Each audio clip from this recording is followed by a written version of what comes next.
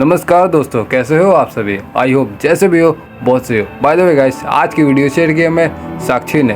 अगर आपको भी अपनी स्टोरी शेयर करनी हो तो नीचे दिए गए मेल पे आप शेयर कर सकते हो। एंड उसमें मैंने अपना पर्सनल नंबर भी शो कर चुका है, तो आपको जैसे भी अच्छा लगे नंबर से या फिर मेल से जैसे भी आप शेयर करो, कोई दिक्कत नहीं।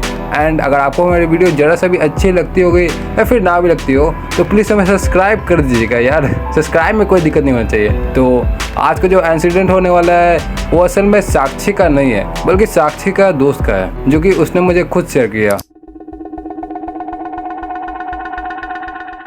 सुमित, जो कि अपने घर की जिम्मेदारी की खातिर अपने घर वालों से बहुत ही दूर चला गया था। और वो क्यों? क्योंकि यार हर एक मिडिल क्लास में आजकल जेन्युइन बात है कि जो लड़का बड़ा हो जाता है वो कि कुछ जान जाता है तो उसको अपने घर से दूर भेजा जाता है काम वाम करने के लिए, कुछ पैसा कमाने के लिए। वैसे ही सुमित के साथ हो रहा था। तो सुमित को अपने घर जाए हुए करीबन 5 साल से ऊपर हो चुका था। तो उसकी माँ जो थी उसका राह देख रही होती है कि मेरा बेटा कब आएगा कब आएगा। तो हर एक दिन की तरह वो अपने काम में कुछ काम कर रहा था। तो एकदम से उसको एक कॉल आता है जो कि उसका माँ का था।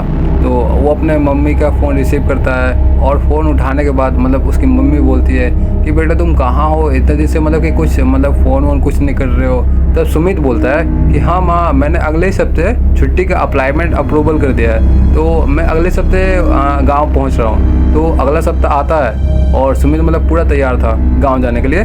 तो रात को वो ट्रेन पकड़ के और अपने गांव की तरफ रवाना हो जाता है। जाते जाते करीबन लगभग 12:30 बजे के आसपास वहाँ पे पहुँचा था वो। और पहुँचने के साथ वो कि इधर उधर देख रहा था रोड पे। तो रोड पे उसके अलावा वहाँ पे कोई था ही नहीं। समझ जाओ यार कि सुमित का गाँव इतना ज़्यादा विकसित नहीं था कि वहाँ पे 12 बजे के आसपास कहीं गाड़ी वाड़ी देगा। और यार हमारे इधर भी इतना अभी कुछ खास नहीं है यार। 10 बजे के बाद सब गाड़ी वाड़ी बंद हो जाता है।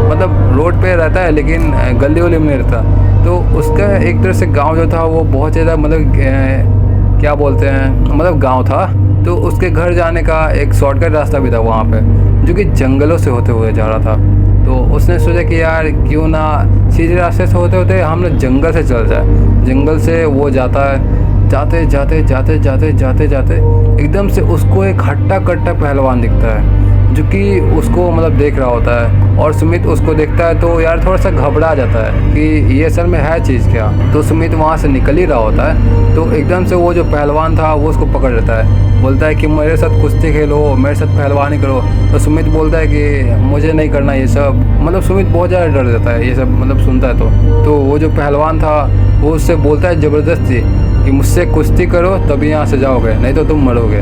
तो जो अपना सुमित था वो कि बहुत ज़्यादा डर जाता है। तो वो बोलता है कि मेरा एक आखिरी इच्छा है तुमसे कि मैं कि मरते मरते पहले अपनी मम्मी से मिलना चाहता हूँ, तब मैं तुम्हारे पास आऊँगा और तुमसे अखाड़ा लड़ूंगा। तो वो उसी रात को उसको वो भूत छोड़ देता है, जो कि असल में खबीस था। सुमित जाता है घर पे। जाते जाते अपने मम्मी को ये सारी बात बताता है। तो मम्मी जब इसकी बात सुनती है ना तो वो एकदम से शॉक हो जाती है, क्योंकि असल में जो सुमित के जो पापा थे पिताजी, उसके साथ भी खबीस का ही टक्कर हुआ था। तो जो खबीस था ना वो उसके पापा को कि छीन चुका था उससे। समझो कि एक तरह से डेथ हो चुका था उनका। तो इसी खातिर उसकी माँ जो थी वो उसको जाने से कि कतरा रही थी। तो सुमित पूछता है कि आखिर क्या हुआ था हमारे पिताजी के साथ। तो सुमित की माँ उसको बताती है कि तुम्हारे जो पिताजी थे वो असल में इस गांव के बहुत ही बड़े पहलवान थे। उनसे कोई लड़ता नहीं था यहाँ पे।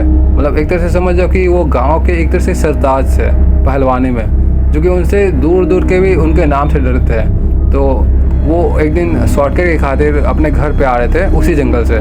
तो आते आते उसको वही खबीस दिख जाता है। तो खबीस उनसे बोलता है लड़ाई करने के लिए। तो दोनों में आपस में लड़ाई होता है। तो सुमित के पिताजी जीत जाते हैं, लेकिन खबीस का जो सर था वो थोड़ा सा घुमाव था। कि उससे कोई जीत गया तो उसका वो गुलामी करेगा। तो ऐसे ही करते करते खबीस उनका गुलाम बन चुका था।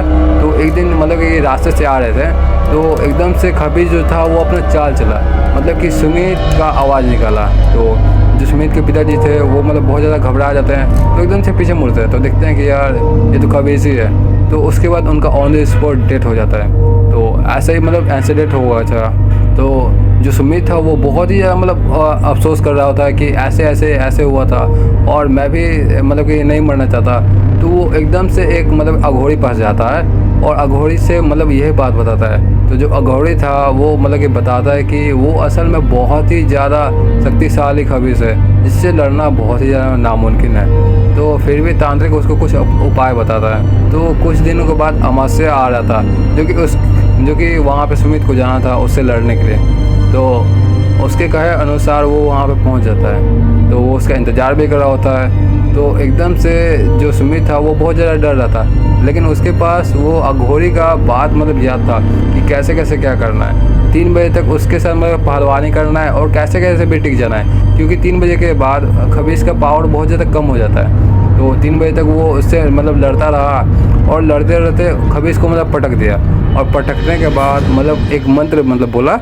तो खबीस उससे उसका इच्छा पूछता है कि तुम्हारा इच्छा क्या है, मतलब कि मुझे गुलामी करवाओगे कि कुछ और मांगना है तुमको।